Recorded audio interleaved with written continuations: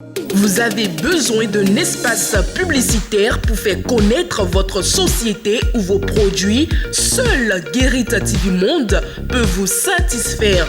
Pour tout renseignement, contactez le 00229 91 19 10 10. Guérit TV Monde, le leader des web TV.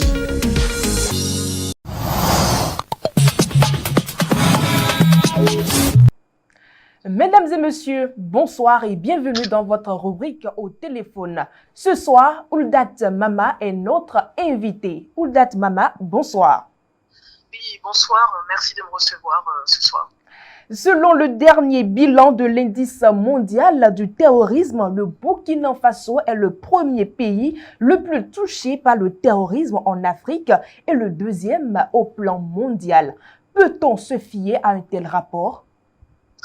Oui, je pense que les conclusions qui ont été partagées par ce rapport de l'indice mondial du terrorisme sont fiables puisqu'elles recoupent finalement des études publiées par de nombreux instituts, think tanks, centres de recherche sur le continent et à travers le monde qui donc arrive aux mêmes conclusions. Ce rapport en particulier, une augmentation de 20% au cours des 15 dernières années dans le Sahel en général. Alors, le Burkina Faso, plus spécifiquement depuis 2015, a finalement montré sa vulnérabilité au mal depuis finalement quelques mois après la chute de Blaise Compaoré. On a eu un tournant vraiment autour des années 2017-2018 avec l'attaque du FNIM contre l'ambassade de France et l'état-major des armées burkinabées à Ouagadougou.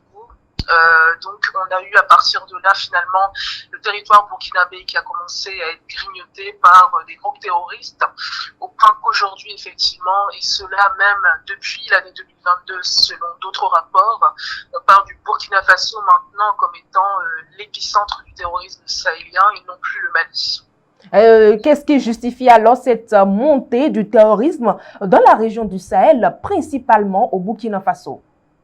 Alors finalement, les causes du terrorisme, elles sont assez connues. Il y a des facteurs qui s'inscrivent dans le temps long, dans le temps moyen, et puis dans le temps plus court. Dans le temps long, on a les facteurs environnementaux, l'avancée du désert, le stress hydrique, la diminution des terres cultivables et des pâturages. Globalement, on peut parler d'une raréfaction des ressources qui crée des tensions quant à l'accès justement à ces ressources-là. Les conflits entre agriculteurs et pasteurs qui là aussi rejoignent la problématique environnementale. Ensuite, on a des problématiques de gouvernance comme la présence fantomatique de l'État dès lors que l'on dépasse les centres urbains. Ça regroupe des problématiques de gouvernance décentralisée qui globalement quand même sont un échec.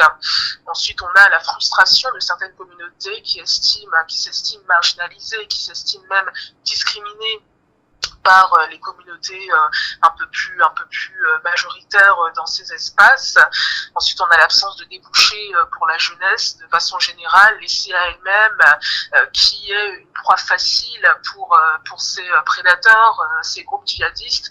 Finalement, intégrer ces groupes devient une forme, triste à dire, mais une forme de débouché. C'est un ensemble finalement de facteurs qui conduit à cette montée.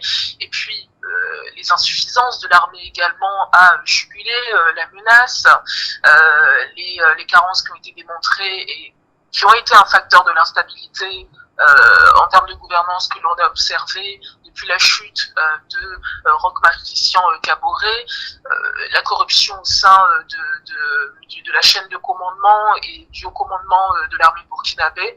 Donc tout ça finalement nous amène aux résultats que l'on observe aujourd'hui. Et le Burkina Faso rompt aujourd'hui ses liens diplomatiques avec la France. Est-ce que la France dispose des moyens qu'il faut pour faire face à ces attaques?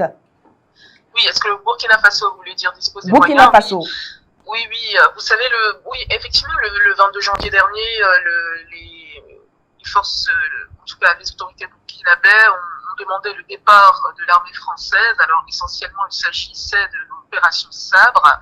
Et ensuite, le 1er mars passé, Ouagadougou a rompu les derniers accords avec la France qui dataient de la période post-coloniale, donc qui font partie de ce qu'on appelle le pacte colonial. Alors, dès lors que le capitaine Traoré a pris le pouvoir et a renversé le colonel Damiba, il a fait part de sa volonté de, je cite, diversifier les partenariats du Burkina Faso. Alors, depuis qu'il est arrivé et qu'il a installé son premier ministre, Joachim Dembélé, l'exécutif burkinabé a décidé d'une stratégie endogène qui est basée sur les volontaires pour la défense de la patrie, donc les VDP, dont le recrutement, dont une première vague de recrutement a été conclusive. Donc il y a quelques semaines en début d'année, donc 50 000 volontaires pour la défense de la patrie. Alors, il faut dire que la coopération avec la France n'avait pas été concluante jusque-là, puisque vous et moi venons de parler de cette montée du terrorisme, Effectivement. du résultat. Donc depuis 2014, la Force Sabre a été installée en 2013. Nous sommes aujourd'hui en 2023 et on a donc depuis toutes ces années-là une augmentation des menaces terroristes et aujourd'hui le Burkina Faso qui se retrouve à malheureusement détrôner le Mali en termes d'épicentre donc du terrorisme sahélien.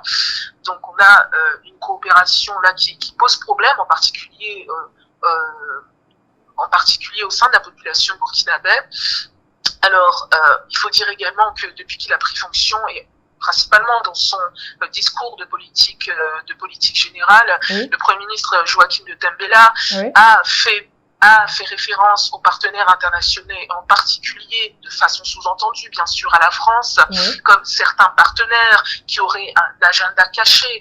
Donc il a comme ça jeté le discrédit sur le partenaire principal sécuritaire du Burkina Faso que nous connaissons et avoir été plutôt Paris, puisque ces accords sont aujourd'hui rompus. Alors aujourd'hui, on a une nouvelle stratégie qui est en train d'être déployée sur le terrain. Je pense que il faut leur laisser le temps de vraiment faire leur preuve sur le terrain, démontrer l'efficacité de leur nouvelle stratégie, et puis en revenant à ces nouveaux partenaires, le Burkina Faso n'est pas seul sur le terrain pour l'instant, étant donné que la logique qui prévaut effectivement à cette nouvelle stratégie est une logique souverainiste, une logique peut-être, pourrait-on dire, nationaliste. Les Burkinabés, pour l'instant, les autorités burkinabées tiennent à ce que sur le sol, ce soit leurs soldats qui directement soient au front contre les djihadistes. Après, la coopération, elle se fait davantage, elle s'envisage davantage sur le terrain de l'armement. On a fait appel à la Chine, on fait appel à la Turquie, on fait appel comme ça à d'autres partenaires, effectivement, comme l'avait promis le capitaine Traoré. Merci à vous, Oudat Mama, pour votre intervention sur notre rubrique au téléphone. Merci à vous, merci. Mesdames et messieurs, c'est déjà la fin de ce numéro. Merci de nous avoir suivis et à demain pour un autre numéro. D'ici là, portez-vous bien.